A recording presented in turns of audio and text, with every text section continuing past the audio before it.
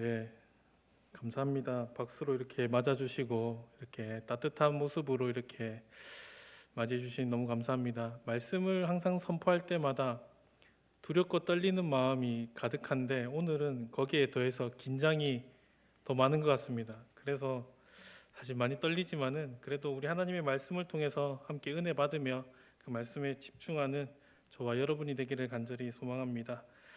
우리가 읽었었던 이 민수기라는 이 책의 제목을 보시면은 히브리어의 제목은 광야에서라는 제목을 가지고 있습니다. 이스라엘 백성들이 시내산에서 하나님을 만나고 또 하나님과 언약을 맺으면서 그 언약을 따라 가나안 땅에 들어가게 되는데, 이 약속의 땅에 이르기 전에 광야에서 무슨 일이 있었는지를 기록하고 있는 하나의 책과도 같고 훈련 일지와도 같은 개념으로 볼 수가 있습니다. 그런데 그 시작과 끝이 각 지파마다 몇 명이 있었는지 수를 세우고 있는데, 군대에서 점호를 할 때 우리 부대에 몇 명이 있는지, 지금 보고자 외에 몇 명이 있는지 이렇게 보고하듯이 각 지파별로 인원수들을 체크하고 있습니다. 그리고 그 인원수의 기준은 군대에 나가서 싸울 만한 자, 그 사람이 20세 이상으로 몇 명이 있는가를 확인하고 있습니다. 그리고 그 후에 이 이스라엘 백성들에게 요구하는 것은 우리가 읽었었던 오늘의 본문의 말씀입니다. 이스라엘 자손은 각기 진영의 군기와 조상의 가문의 기호 곁에 진을 치되 회막을 향하여서 사방으로 치라라고 말하고 있습니다.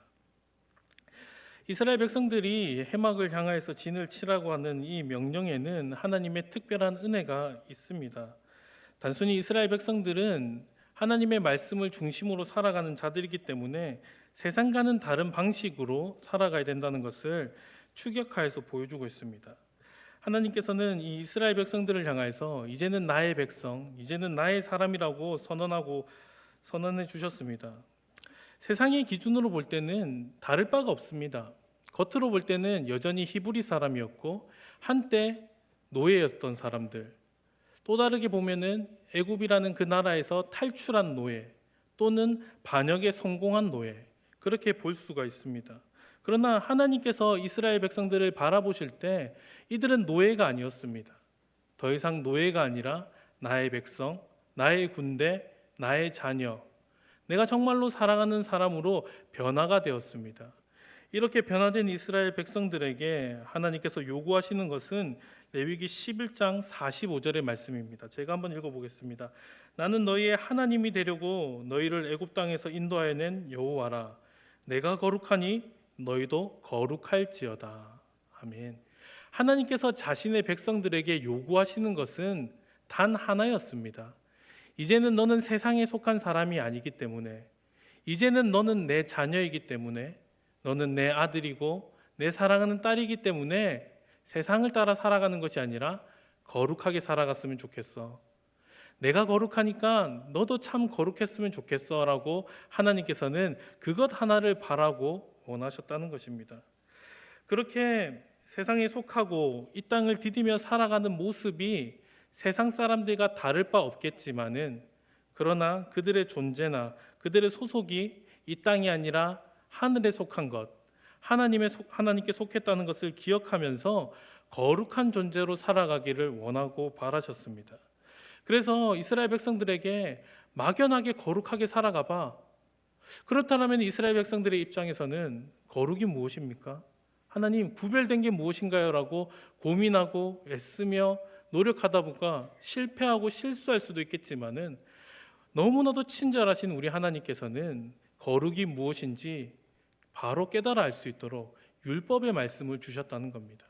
그리고 십계명을 주셨고, 그 십계명과 율법의 말씀을 따라 살아가는 것이 거룩한 삶이다라고 말씀하시면서 어떻게 살아가야 되는지 하나의 가이드라인을 제시해 주고 있습니다.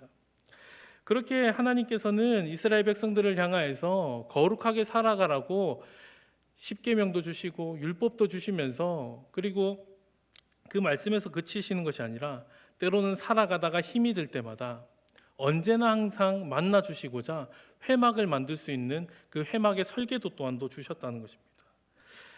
하나하나 살펴보면은 하나님께서는 이스라엘 백성들뿐만 아니라 자기의 백성들을 너무나도 사랑하신다는 것을 보여주고 있습니다. 얼마나 사랑하시는지, 어찌나 그렇게 하나님께서는 자기의 백성을 어여쁘게 여기시는지, 그렇게 아버지 되신 우리 하나님께서는 친절하시고 자비하시고 은혜가 무한하신 분으로서 우리에게 은혜 베풀어 주고 계신다는 것을 보여주고 있습니다. 그러면서 출애굽기 29장 43절에 이렇게 말씀합니다. 내가 거기서 이스라엘 자손을 만나리니 내 영광으로 말미암아 회막이 거룩하게 될지라. 하나님께서 이스라엘 백성들을 애굽에서 구원하시고, 그래 이제는 너희가 더 이상 노예가 아니야, 그러니까 마음대로 살아가라, 이제 내가 할 일은 끝냈어, 아브라함과 한 약속은 여기서 이제 지켰으니까 끝이야 라고 하시는 것이 아니라 이 회막을 통하여서 너희를 만나 줄 것이고, 그리고 이 회막 가운데 나로 말미암아 영광스럽게 만들어 주신다라고 약속합니다. 즉 이 회막에 들어가는 이스라엘 백성들조차 하나님 앞에 영광스러운 존재로 변화시켜 주실 것이고, 세상이 함부로 판단할 수 없는 존재로 만들어 주실 것이라는 그런 약속이었다는 것입니다. 그렇게 우리 하나님께서는 이스라엘 백성들에게 너무나도 큰 사랑과 은혜를 베풀어 주셨습니다. 심지어 이 회막을 만드는 그 방법 또한도 하나님께서 친절하게 설명해 주셨습니다. 무슨 실을 선택해야 되는지, 방법은 어떻게 해야 되는지, 보석은 어떤 것이 필요한 것인지, 그리고 들어갈 때나 나갈 때나 어떻게 해야 되는지 하나하나 자세하게 설명해 주시면서 하나님께서는 이스라엘 백성들에게 은혜를 베풀어 주고 계시고 하루 빨리 만나시고자 약속하셨다는 것입니다. 그렇게 이스라엘 백성들은 이렇게 만든 회막을 가지고 광야에서 출발을 합니다. 출발을 할 때 약속의 땅을 향하여서 나아갑니다. 약속의 땅을 향해서 나아갈 때 제 생각에는 마음이 급한지라 당장이라도 약속의 땅에 가고 싶을 것 같습니다. 지금 당장 하나님이 말씀하신 그 약속의 땅, 젖과 꿀이 흐르는 땅, 얼마나 좋을까 기대하는 마음에 당장이라도 뛰어가고 싶고 달려가고 싶은데, 하나님께서는 지파의 수를 세우시고 당장에 뛰어가라고 말씀하시는 것이 아니라 이 회막을 중심으로 어떻게 진을 쳐야 되는지를 자세하게 설명해 주고 있습니다. 인간적인 생각으로는 조급함이 들 것 같습니다. 하나님, 당장에 지금 달려가도 시간이 모자란데요, 왜 지금 이렇게 머물러야 되는 이런 방법을 설명해 주시나요? 당장에 그냥 가나안 땅에 들어가면은 당장에 천국을 누릴 수 있지 않나요? 하나님, 저는 그 은혜가 누리고 싶습니다라고 고백하고 싶지만은 하나님께서는 그렇게 빨리 약속의 땅에 보내시는 것이 아니라 약속의 땅에 이르기 전에 회막을 중심으로 어떻게 진을 칠 것인지, 움직일 때는 또 회막을 따라 어떻게 움직일 것인지 하나하나 방법을 말씀해 주고 있습니다. 이렇게 말씀하시는 이유는 약속의 땅에 들어가서 누리는 안식도 중요하지만은 이 광야에서 보내는 시간, 약속의 땅에 이르기까지, 도달하기 전까지 하나님과 동행하는 그 시간도 매우 중요하다는 것입니다. 마치 우리의 인생이 천국에 가기 위한 하나의 과정 속에 있습니다. 그런데 이 과정은 마치 중요하지 않은 것이 아니라 이 과정 속에서도 천국의 은혜를 누릴 수가 있고 하나님이 우리와 함께 하시기 때문에 우리는 그 크신 사랑과 은혜를 만끽할 수 있다는 것입니다. 때로는 조급함이 들어서 우리의 마음 가운데 하나님, 지금 당장이라도 하나님 품 안에 안기고 싶습니다, 지금 당장이라도 천국의 은혜를 온전히 누리고 싶습니다라고 고백하고 싶지만은 하나님께서는 우리로 하여금 이 땅 가운데 한 걸음 한 걸음 내디디면서 살아가면서 우리와 함께 하시는 놀라운 하나님의 은혜를 누리게 하신다는 겁니다.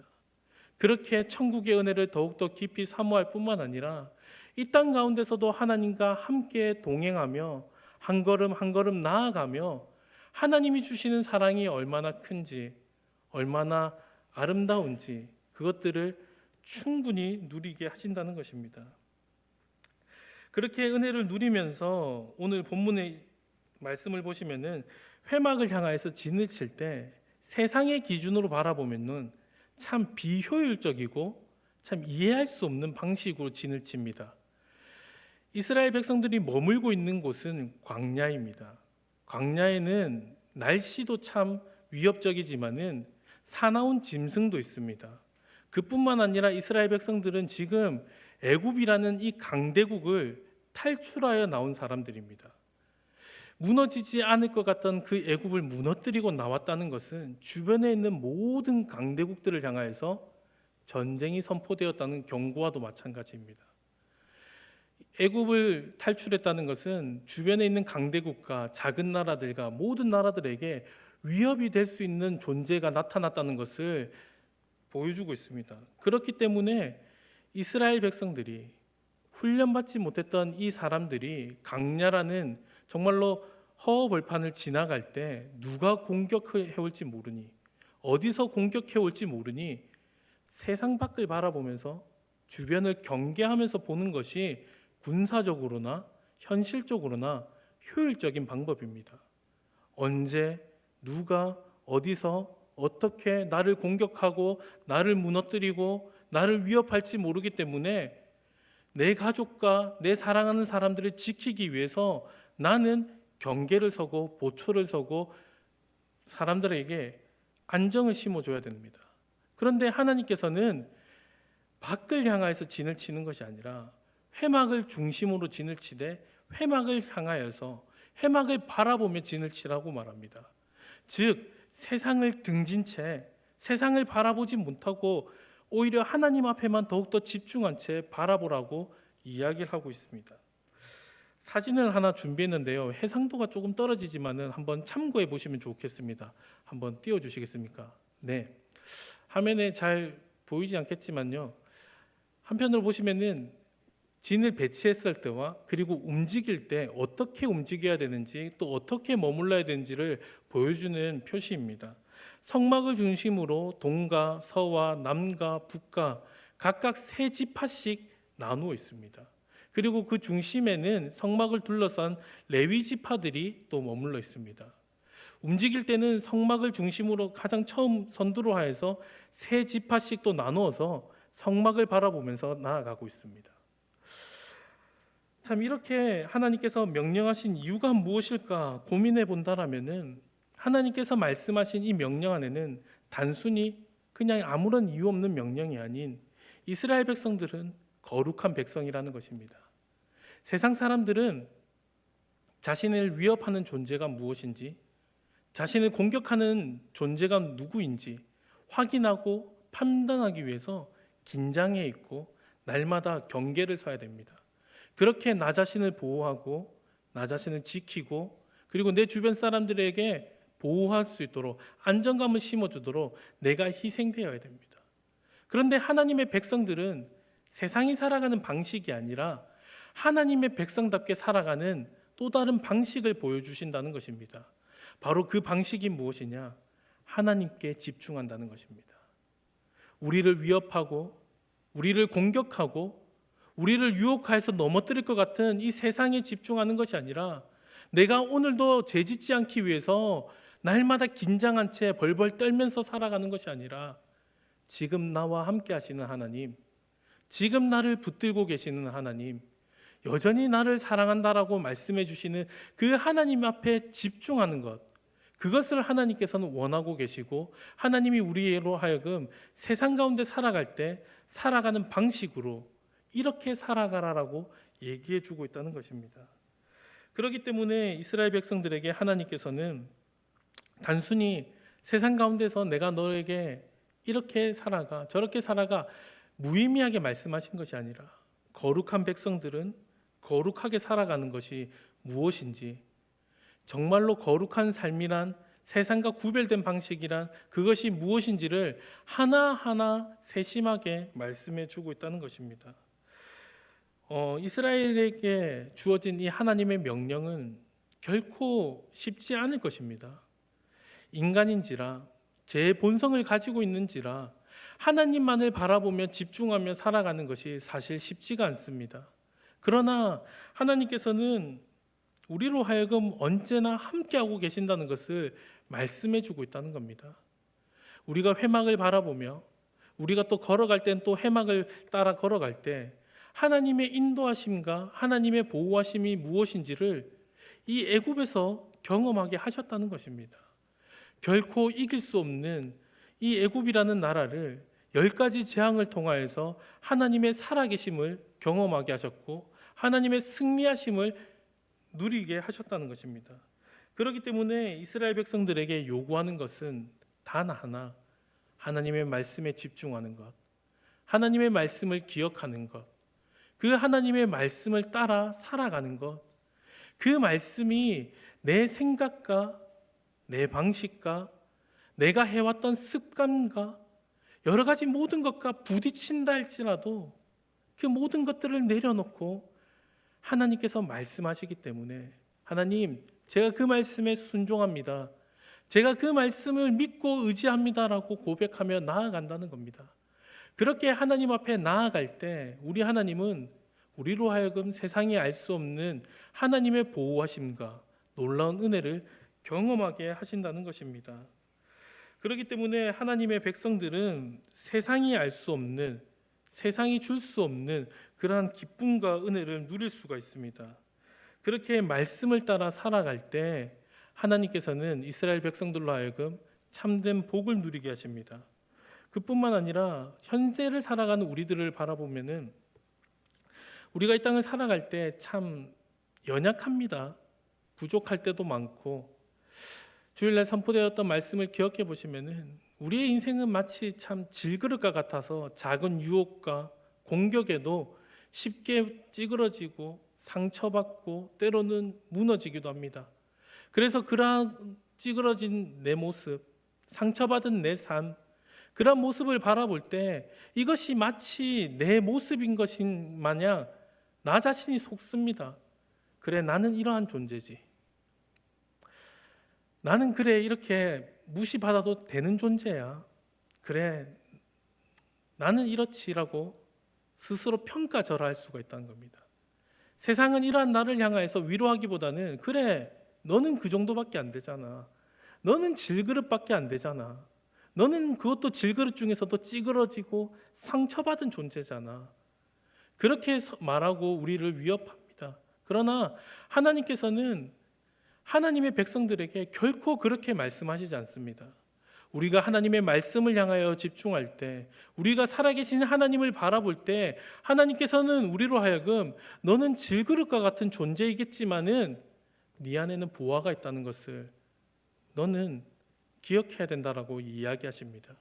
그뿐만 아니라 너는 예수 그리스도라는 그 보화가 내 삶 가운데 너를 위하여서 죽으시고 부활하셨기 때문에 너는 결코 하찮은 존재가 아니야. 너는 세상이 평가할 수 있는 그러한 존재가 아니야라고 분명하게 말씀하신다는 겁니다. 그렇기 때문에 우리는 이 하나님의 말씀에 집중해야 됩니다. 이 하나님의 말씀에 우리는 주목해야 됩니다. 그렇기 때문에 우리는 교회를 중심으로, 말씀을 중심으로 모이기를 힘써야 되고, 모이기를 힘쓸 뿐만 아니라 선포되는 그 말씀을 우리의 마음 가운데 새기고 그 말씀을 따라 살아가야 된다는 것입니다. 믿는 자들에게 있어서 말씀이 빠진다라면은 창과 방패가 없는 것과 마찬가지입니다. 세상의 유혹과 세상의 위협으로부터 막아야 되고 대적하여 싸워야 되는데 그것이 없다는 것입니다. 그러면서 점점 나 자신의 정체성 또한도 까먹게 된다는 겁니다. 그러지 않기 위해서 우리는 하나님의 말씀을 기억해야 되고 이 말씀을 중심으로 살아가야 되고 이 말씀을 중심으로 우리는 세상 가운데 선포하며 담대하게 나아가야 된다라고 성경은 이야기를 하고 있습니다. 우리가 말씀으로 살아갈 때, 말씀을 따라 살아갈 때 우리는 하나님 안에서 참된 은혜를 누릴 수가 있습니다. 그 말씀을 기억하며 살아가는 저와 여러분이 되기를 간절히 소망합니다. 그리고 우리가 한 가지 더 기억하면 참 좋겠다고 생각됐던 부분이, 한번 생각해 보십시오. 동쪽의 세 지파, 서쪽의 세 지파. 동과 서는 참 멉니다. 남과 북도 마찬가지로 멉니다. 그래서 어쩌면은 동쪽에 있는 이 세 지파와 서쪽에 있는 세 지파는 서로 사이가 좀 멀게 느껴집니다. 그러나 동쪽에 있는 각 이 세 명의 지파는 그 어떤 지파보다 더 친밀해질 것 같습니다. 같은 쪽에 있으니까요. 교회 공동체도 이와 비슷한 것 같습니다. 우리가 말씀을 중심으로 모였는데 나와 성향이 다른 사람이 있습니다. 나와 살아온 배경이 참 다른 사람들이 많습니다. 그래서 대화를 해도 대화가 잘 안 되는 경우가 있습니다. 그러다 보니 다른 것을 다르다라고 받아들이기보다는 마치 틀린 것처럼 느껴집니다. 그러다 보니 거리감이 생기기도 하고요. 그러다 보니 점점 나와 편한 사람과 더 익숙하게 지내기 시작합니다. 그러면서 점점 알게 모르게 말씀을 중심으로 모인다고 하지만은 내 편에 있는 사람들과만 친하고 조금 떨어진 사람과는 서먹서먹한, 어쩌면은 점점 알게 모르게 말씀을 중심으로 모이는 것처럼 보이지만은 세상의 공동체와 다를 바 없어 보이는 그러한 공동체로 그러한 삶을 살아가는지 않는지 우리의 모습을 한번 돌이켜 봤으면 좋겠습니다. 하나님께서는 이 말씀을 중심으로 바라보라고 할 때 말씀을 넘어서서 또 다른 방향에서 말씀을 바라보고 있는 내 사랑하는 지체가 있다는 겁니다. 그 지체는 무의미하게 반대편에 있는 게 아닙니다. 내 등을 바라봐 주고 있습니다. 누가 공격해 올지 모르는 내 등을 내 사랑하는 지체가 저 반대편에서 지켜주고 있다는 겁니다. 동시에 마찬가지로 나 또한도 나와 때론 멀리 있게 느껴지고 좀 다르게 느껴지겠지만은 내가 지켜줘야 되는 존재이고 내가 감싸줘야 되는 존재이고 내가 보호해줘야 되는 존재라는 것입니다. 그렇게 말씀을 중심으로 살아갈 때 교회는 하나가 될 수 있다라고 성경은 이야기를 합니다. 그 말씀을 바라보면 나아갈 때 약속의 땅에 다다를 수 있다라고 성경은 이야기를 하고 있습니다. 하나님의 말씀을 따라 살아가는 저와 여러분이 되었으면 좋겠습니다. 더 나아가 그 말씀을 통하여서 때로는 나와 다른 사람, 때로는 나와 성향이 조금 다르고 조금 이해하기 어려운 사람이 있다 할지라도 그 사람을 말씀으로 품고 더 이해하고 더 감싸주고 때로는 기다려주고 그렇게 하나님의 사랑을 나타내면서 우리가 정말로 아름다운 공동체로 자라가는 저와 여러분이 되기를 간절히 소망합니다. 네, 첫 부임 설교라서 이 본문과는 좀 다른 이야기인데요. 제가 신흥교회에 이렇게 이력서를 넣고 기다릴 때는 초조함이 잘 없었습니다.